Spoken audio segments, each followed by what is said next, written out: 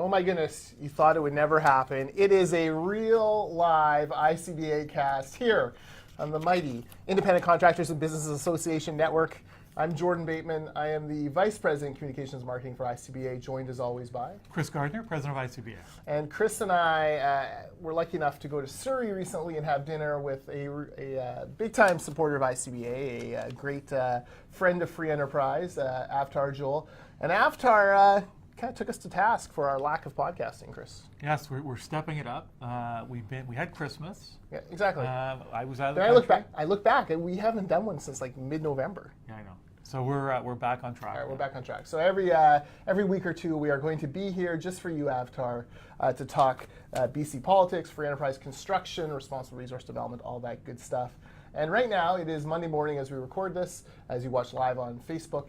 And there's only one story in the Twitterverse right now when it comes to BC politics. It's even managed to bump out the Plecas Report, which we'll come to in a second. There is a new poll in Nanaimo that is so fantastical, so fairy tale-ical, it should actually be made into a kids movie, because there's no way the BC Liberals have a 13-point lead in Nanaimo. Yeah, if you're a BC Liberal supporter and you're reading the results of the Main Street poll, which is showing the party, the BC Liberal Party ahead of the NDP by 13 points, and Tony Harris ahead of the NDP candidate by 8.5 points, it would seem almost too good to be true. Yes. The one thing I think we can say, and we've seen lots of election campaigns where polls have been wildly off, where the outcomes have been very different than what all the pundits and pollsters have predicted. I think what we can say is this.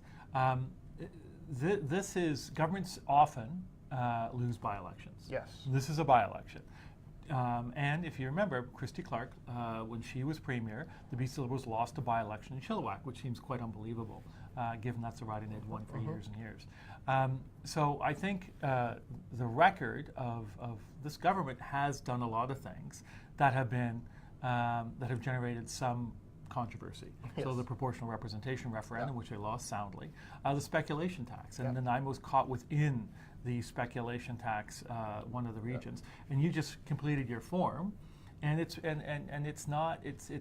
frustrating a lot of people. Yeah, PLAs is another one where they hype local bidding, which is great for places where they're actually building something under PLAs, project labor agreements. The problem is, Nanaimo, there isn't any major infrastructure being built, so essentially you're bragging about cutting Nanaimo construction workers out of working on the Patello Bridge or going north and working on the interior Highway 1 project. Yeah, because what they've done is said, okay, only 15% of construction workers in this province are going to be able to work on these projects, and you had to be members of a building trades union. Yeah, you have to be a member of the union, or you have to live somewhere nearby because they don't want to bring in out-of-towners to build stuff, even though it's your BC tax dollars paying for all of it. Yeah, so I think there's a number of reasons why the NDP going into this by-election, I think would have been moderately concerned. I certainly don't think that they would have thought that they could lose this by-election. No. So, the Orca had a poll out that said the BC Liberals were within the margin of error, about 4 points behind. This poll's come out and said they're ahead by a significant margin. I think if you put both polls together, it's a horse race, and either any party could win this. Yeah, Mike Smith had in his column reporting on the Orca poll that apparently the unions had done a poll for the NDP side and found basically the same result, a 3-point lead for the NDP within the margin of error. And that Liberal voters are more energized to vote, which makes sense because the opposition is always more energized to vote than the people in power. Eric Grenier, who is CBC's polling analyst, and he has a great podcast, by the way. Just look for it on the CBC podcast feed on polling. He talks about this, and the flaw he finds in it is that Main Street, the company involved, really pumped up the sample of voters aged 18 to 34. And that kind of skews this result. He thinks if you actually properly weight that, you're actually looking at a bare BC Liberal lead, 3 or 4 points, again, within the margin of error. Right. That, to me, feels a lot more plausible than a 8.5-point landslide in Nanaimo for the Free Enterprise Party. Yeah, and I think the BC Liberals, in attracting a candidate like Tony Harris, they could not have gotten a stronger, more well-known local candidate. That's helping them a lot.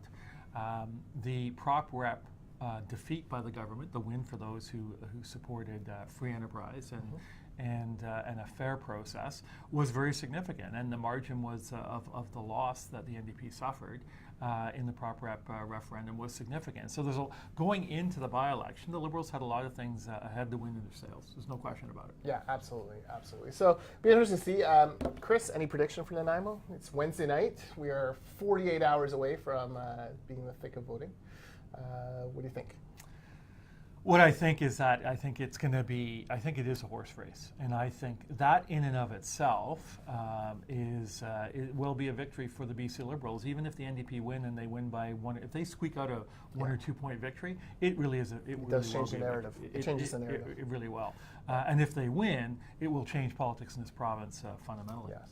Here's my current belief about BC politics. The craziest thing that can happen is the thing that will happen. So if the craziest thing that can happen is the BC Liberals winning, we go to a 43-43 tie in the House, it will happen. So I don't know about the numbers. I don't know about the get out the vote. I know that I'm betting on crazy when it comes to BC politics. So what the heck? I'll say Tony Harris squeaks out a bare win here. Saying that, though, it's clear the NDP are worried about it. They basically have moved John Horgan into that riding. Yeah. They have, I noticed yesterday, the Twitter feeds of a number of Lower Mainland MLAs was filled with them being rushed across on Sunday's early morning ferry to get to Nanaimo to do even more work in Nanaimo. I think if that was part of an overall plan, they would have come in Saturday. Right. It seemed to me like a last-minute thing, and all of a sudden, there's Bowen Ma and Ravi Kahlon, and they're on the ferry riding across. So maybe a last-minute. I was going to say airlift. It's not an airlift when you use a boat lift. Yeah, I don't know. I think it's an optic that I think is important for the NDP to say, hey, we're focusing on Nanaimo. Nanaimo's important to us and our party and our government.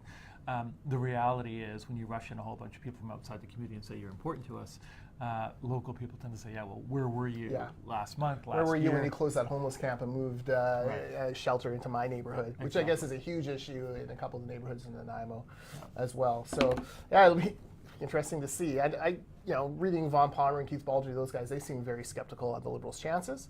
They say it's close, but they don't think the Liberals actually have the chance to pull it out. Yeah. But again, they don't bet on crazy like I'm going to do. Well, listen, this was always a by-election that it was the NDP's to lose. Yeah. They may lose it. Yeah. But I think no matter what the outcome, if the NDP win, it will be a lot closer than it won't be the 18 points that they won the general election in. And that in and of itself will be a victory for the BC Liberals. All right, you mentioned speculation tax. I did fill out my forms. It took me a little bit longer. So, personal note, my family and I were in the midst of hopefully moving from our current home to another home in Langley. So I was very keen on reading through all the material on the website. First of all, no one makes a less counterintuitive website than government bureaucrats.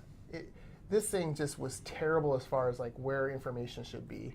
And you had to dig into like 3 levels in order to find exemptions, which is the whole point of this stupid form, is to see if you're exempt or not. Anyways, and they also had this crazy thing where they wanted to know your birth date. So first of all, I have to fill it out, my wife has to fill it out as well because we co-own our house. Right. So you need 2 people. So you go through this process and you have to put in your birth date. It's not like you can just type in April 16th, 1976. That's my birth date. You actually have to click the year first. And up pops the default, which is 2019. Well, no one who was born in 2019 is filing for this. The problem is the drop-down menu for it has every year after 2019, like all the way to 2050. Meanwhile, you see like 2018, 2017, so you gotta like kind of find the right scroll bar, and you gotta scroll way up to 1976. It's a minor thing. Then what that does is it pops up 1976, and then you have to pick your month, April. And you can't just type in 16, or pick 16 from the drop-down menu. No, then it pops up a calendar from April 1976. Sunday through Friday, Saturday. And you got to find like, oh, what day was I? Oh, I was born on a Friday in 1976. Click, the 16th in order. They want your SIN number. They want to know how much of your income you're declaring from other countries. Like, it is really intrusive and very counterintuitive to use. I spent a lot of time on this site too, like probably 45 minutes, because I was looking for our specific situation, which is, we're hopefully selling a house. We have an accepted offer. Who knows if it closes, but we're hopefully selling a house, and we're hopefully buying a new house. I'm curious, like, do I need to go and ask our, the homeowners of the house we want to move into? Do I need to ask them to fill this thing out? Am I going to get dinged for their spec tax? And do they have to disclose on the disclosure statement? Do you know? No, it's not in there. It's nowhere in there. It hasn't even been mentioned by the realtors because it's so new, right? So I'm like, do our realtor to ask their realtor to ask them to file for it? And what if they're not actually exempt, right? Like, what if they have U.S. income of 51% or something? Yeah. So it's all this stuff going on, and it's just ridiculous, this kind of bureaucracy. And I know for a fact that government has access to a bunch of this information. Didn't have to send out 1.6 million letters to try to catch 30,000 scofflaw who, how dare they own a second property that they're not living in 24/7. There are better ways to do this. Yeah, no, well, listen, it's not a surprise. I mean, most times when government says we've got a new program or a new initiative and we're here to help, it never works out the way they say it's going to work out. It's always more complicated, more confusing, more costly. Yeah. And in this case, this is going to do nothing to address affordability, not a single thing. And they've missed the boat on affordability. They should be looking at supply and increasing supply.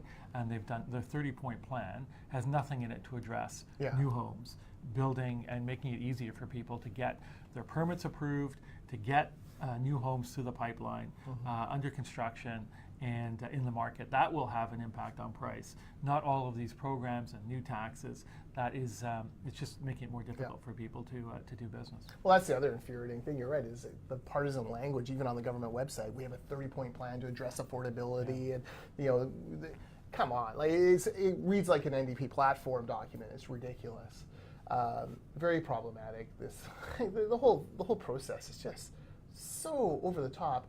And they lied to us because they said, oh no, it'll be like as easy as filling out your homeowner grant or as easy as filling out empty home tax exemption in Vancouver. Both of that are complete lies. Yeah. Because what you do on your homeowner grant is, you click twice online or you sign your document to put it in your bill with your taxes, and they actually give you the prices like, okay, you're going to pay this if you're exempt. Easy. Everyone does it. And my understanding from Vancouver, and you filled one of these out, I have not, is that it's a very similar thing. You just sign a declaration and it goes in your tax. Yeah, you can go online. But it's very simple. Yeah. Like it takes about 2 minutes. Exactly. And only one of you has to do it, even if you co-own the home. Yeah.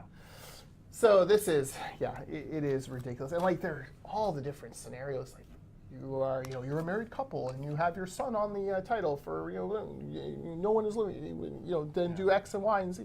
Like, come on, just keep it simple. That is always the problem with these kind of taxes. All right. Do you want to talk about the Darryl Plecas report? The Plecas Report. Well, listen, there's what can we? Well, I think unfortunately about this whole thing, I'd have two general comments.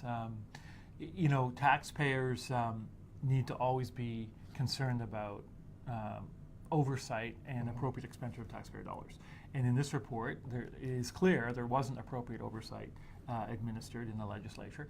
Not too sure what the Auditor General was auditing and signing off on, because a lot of this stuff should not have been occurring. She says that she hasn't drilled down like that. That was the responsibility of the committee to drill down. Well, then the committee, obviously, and it's an all-party committee, so it's easy for people to say, oh, you were in government, now we're in government. But the reality is there's a joint responsibility. It is frustrating no matter what party and no matter what level of government, elected officials and civil service, there's that old phrase, I'm entitled to my entitlements. Yep. And there are a number of individuals across the political spectrum that will take every single nickel that they're entitled to, and in this case, more, and thinking they can get away with it. No one's going to notice and no one's going to care. And it does a disservice because we expect our elected officials to be focused on public service, and instead a lot of people replace public with the word self, and it's disheartening. And that's why one of the reasons why people just think, well, it doesn't matter who's in government, it doesn't matter who we elect, it's all the same, and they're in it for themselves. Yeah, no, exactly. You're exactly right. Look, Taxpayers Federation, I worked for a long time on opening up this kind of thing. We got MLA expenses posted online. It was a big victory. I remember MLAs from the NDP sitting there saying, no one's ever asked for my expense receipts. Why are we bothering to post this? I remember Bruce Ralston, who I actually have a lot of respect for, but in this case was out to lunch, fighting to keep a $61 per diem for family members who traveled with MLAs on taxpayer-funded trips. How will we feed our families if we can't, take these? All sides here are a mess, and I think Rob Shaw said it best. The last thing any of these politicians should be doing, NDP or BC Liberal, is throwing rocks because they live in a glass house on top of a glass mountain on a glass planet. And once it starts breaking, all this is going to come out. February 1st, this Friday, is the day where the committee has asked Lenz and James to respond to the allegations laid out in Plecas' report. The Plecas report essentially is 1/3 expense questions with receipts and documentations. That's probably the firmest 1/3. The problem is every single one of those expenses was signed off by someone. Right. So I'm not quite sure how that will fit. Maybe uncomfortable, may even be unethical, but probably not illegal, but we'll see. Right. Then 1/3 is kind of partisan, score settling, attacking BC Liberals because obviously Plecas and the Liberals had a big falling out. And then 1/3 is about, kind of allegations that they don't really have a lot of paperwork for, and haven't been proven. My hunch is James and Len's come back with a defamation suit against the Speaker and a whole list of their own questions about the Speaker's activities. Do you think they respond activities. on the first? I think they have to, don't they? I mean, you can't let this go any further. They're never coming back. Even if they're completely exonerated, they're never coming back to the legislature. They can't work there again. It's over. Probably their careers are over. They have to protect their reputation. Yeah. So they have to respond. They have to say something. Yeah. The unfortunate part is that hopefully it's more than we just followed the policies and rules that were in place. Right. Because that's effectively the Mike Duffy defense. Yes. And it worked. Yeah. I mean, it worked legally. It didn't work. Right. Yeah. Reputationally. That's right. And so the challenge we have is that we have elected officials who are, bending the rules, and in some cases are outright violating the rules, all for issues of having spouses travel with them, claiming mileage that they shouldn't be claiming. John Horgan defended the $750 muffin rack that Linda Reid ordered, which was an abysmal expense that I criticized then, I'll criticize now. John Horgan, House Leader for the NDP, stood up and defended the Speaker. What could be more important than having a muffin and a coffee? In the whole thing. The whole thing is sick, and for some of us who worked on this file for a long time, there was an audit done by John Doyle, the former Auditor General, in 2013, in that range, and it was scathing. Yeah. And Craig James, to his credit, brought in a whole bunch of reforms within the legislature as to how money was spent, and what we didn't realize was that maybe it didn't reach all the way to the top 2% of the actual, or 5% of the actual bureaucracy. And that is unfortunate because that seems to be where this has landed now. Yeah. So, I'll be very curious to see. There's wild rumors about what could be in their response. If it's half as good as the rumors, have your popcorn ready on Friday. Yes, the weekend papers will be. Exactly. They'll be very excited. Exactly. Don't forget, it's kind of funny how the pendulum swung, right? They were frog marched out of the legislature. Everyone was like, they must be evil. And then as days went by, nothing came out. It swung like, no, the Speaker must be out to lunch. And now, no, we got the report. No, these guys are evil. And you wonder if that pendulum has one more swing left in it. We'll see. All right, we'll see. Yeah. What else do we want to talk about? Do you want to talk? We got two more things: PLAs or prop rep. What do you want to talk about first? Well, PLAs. Okay. You had an excellent piece in the Vancouver Sun where you refer to the folks from the United States who came up and spoke at a conference Friday, sponsored by the NDP and the building trades unions, preaching the gospel of project labor agreements. You refer to them as snake oil salesmen, which I hear got quite a chilly reception from the snake oil salesmen at the actual conference. Yeah, well, listen, they're wrong, and so you can sugarcoat it and say they have a different. Step right up, folks. Your magic elixir, everything that'll fix construction in one handy PLA bottle. That's right. Yeah. And so that's really the point we were making. Yeah. Is that what they're basically saying is we're going to train more women. We're going to train more workers. We're going to employ more women, employ more young people, employ more people from Indigenous communities, and all under the guise of a project labor agreement, which says that if you're going to work on the Patella Bridge replacement, you have to be one. You have to join a union.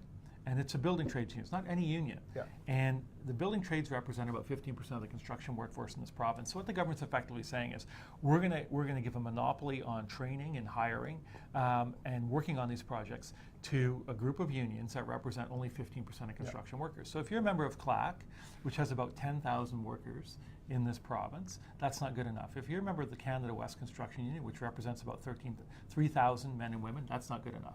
If you're a member of the Canadian Industrial and Steelworkers Union, which has another 3,000 construction workers, that's not good enough. And then if you're part of an employee association or a company that's not unionized, for example, you cannot participate without having to join one of these unions, and you will be an employee of a Crown Corporation. Effectively, the Crown Corporation is going to pay you. Set up a new level of bureaucracy. You give them a monopoly on the 15% of unions, the unions that represent 15% of construction workers. So it's not fair. It's discriminatory. We believe it's unconstitutional. And so you aren't going to train more people by giving all the training to organizations that represent 15% of the workforce. It doesn't make any sense. Wages are not going to increase. We are in one of the busiest construction markets in decades, and everyone's paying a premium for workers. We have a wage and benefit survey that's going to come out on February the 13th. It will show another year of very strong increases across all trades in wages and compensation. So this is... You're actually punishing the best of the best because, you know, the difference, one of the big differences between the union structure and open shop structure is that in union structures, everyone gets paid the same based on seniority. The open shop structure, if you're good, you get paid more. If you're the Wayne Gretzky of bricklayers, you want to be in the open shop because you make a fortune because you're in high demand, you can set your own hours, you are not subject to the filter that protects the worst of the worst on your crew. That's right. The problem now is that ace bricklayer or that ace steelworker has to come into this union structure and take a massive pay cut in order to work. Well, and if you're working for a company that provides bonuses, profit sharing, your existing pension plans, that's all out the window if you're going to join one of these unions to work on the Patella Bridge replacement. And so think of the documentation. You've now got to get a new health benefit provider. You got to fill out a lot of work. You got to leave your existing provider. You got to leave. You got to suspend all your contributions to your existing payment pension fund, and then pay into another fund. Then let's say a year, 2 years that you finish the work, you come back. You got to get all that money back. Some of it you'll never get back. You're paying union dues. You're paying library fees. You're paying a whole bunch of other fees into the union coffers. It doesn't make any sense. It's unfair. And you're working with people you don't even know. And this is a huge safety issue that we don't talk about nearly enough. The safety comes with trust. And the longer you work with people, the more you trust them. The more you understand what they do and what you do, you have a system that works. Now these companies have to put all of their employees into this Crown Corporation pool, and they don't get to pick who comes and works on the site. The unions do, so they send out, guess what, they're 10 union workers and maybe a few of your guys, and all of a sudden you're working with people you're unfamiliar with, and that causes huge safety issues. Well, there's an efficiency. You basically have to say, okay, well now we're going to do this piece of work, and you could have 2/3 of your workforce are people you've never seen before, never heard of before, and okay, well here's how we're going to do this. And so that doesn't make any sense. So there's an efficiency issue. There are issues around company culture and safety. There are issues around the fact that it's discriminatory and it's unfair and it's less flexible. So who's going to pay the price? Workers will pay the price. They're going to be denied opportunities and less choice, less flexibility, and taxpayers are going to pay the price because they're going to pay more for these projects. Yeah, no, exactly. It doesn't make any sense at all. And the final thing I will say about this, which is interesting, I think, is where was the consultation? If the government decided that said, okay, we think we need to change the procurement policy, we change the way we build major infrastructure projects in British Columbia, why didn't they put out a white paper and say, okay, here's what we're thinking, and invite industry to respond? Why didn't they form a committee and travel around the province? They review everything else. That's right. But not this. And the reason why is pretty simple, Chris. They got $2.5 million from building trades unions in donations over the last decade and a half, and it's a backroom deal to pay off Tom Sigurdsson and the building trades unions for their support.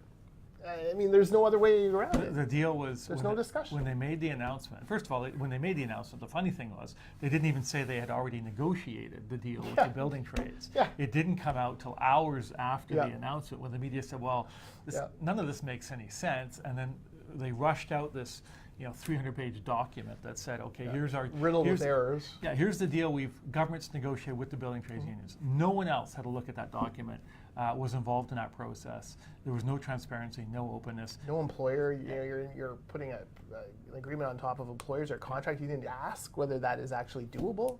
So who supports it? The building trades. Only the building trades. Who is saying, hey, this doesn't make sense, this is unfair? It's the BC Construction Association, the Vancouver Regional Construction Association, the BC Chamber of Commerce, the Canadian Federation of Independent Business, progressive unions like CLAC, Canada West Construction Union, the Progressive Contractors Association, ICBA. ICBA. This doesn't make any sense. No, it's a terrible plan, and it's one that'll end up costing taxpayers a lot more money. Which, if you're not in construction, you're watching this. First of all, thank you. But second of all, yeah, get prepared because it's going to be a lot more expensive, and it really is just about the politics. All right, finally, prop rep. So Chris, very kind of under the radar. Last week was nuts. Our prop rep case was back in court, BC Supreme Court, as the government tried to get it thrown out, suggesting that the whole thing is moot now that proportional representation has been defeated. But we weren't in court to fight prop rep. We were in court to fight the process around the prop rep referendum. So why don't you run me through what did Peter Gall argue on Monday and where are we at? Yeah, so effectively after the results were in, the government put a motion before the BC Supreme Court and said, well, the court case is moot.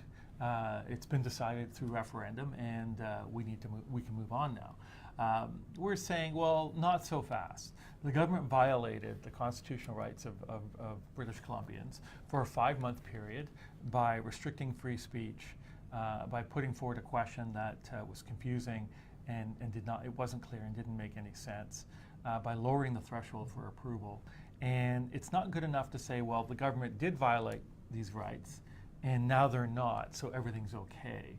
So it doesn't work that way. Now, how we'll proceed, we'll decide as we go forward. But there are important issues that we don't want 5 years from now or 10 years from now another government to do the same thing and go down the same path. And to your point, we weren't against electoral reform. We weren't against a referendum. We said, why don't you conduct this referendum like the government of the day did in 2005 and 2009. Have a consultation process, come up with a very clear question, existing system versus another system, and have the premier and the cabinet stay neutral, and then put the question on the provincial ballot during a provincial election. Yeah. And if they listened to us, Chris, they probably would have gotten more support for prop rep. They could have. But they were trying to be, I would say they were being underhanded. They used every trick in the book. Yeah. They wouldn't go to court. We were in court in June on the issue. We asked them to be in court in July, and they said, no, we need more time. We're not ready. They're not ready. It was their rules, their process, their referendum. They said they weren't ready to defend it in July or August or September, October, November, December. Oh, January we'll be ready. Yeah. It's very disingenuous. Yeah.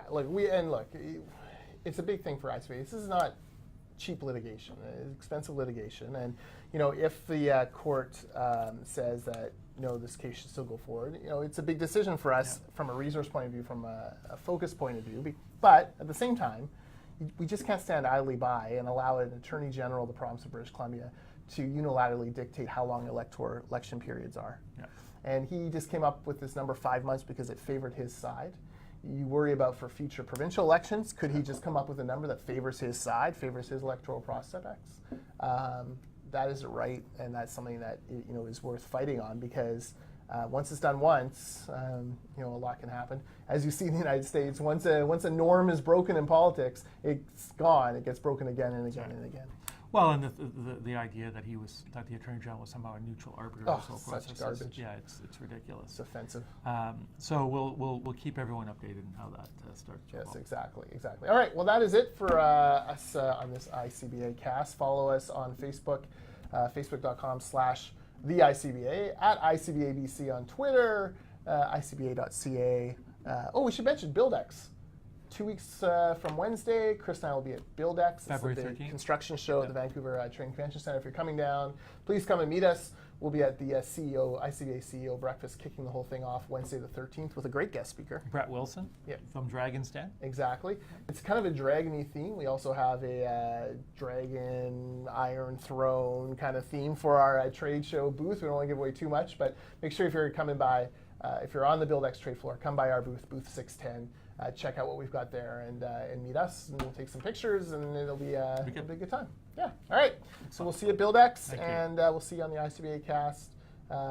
Probably next week, because you now want to talk Nanaimo, right? Yes, we will. Exactly. We'll definitely be back next week. Okay. Talk to you soon.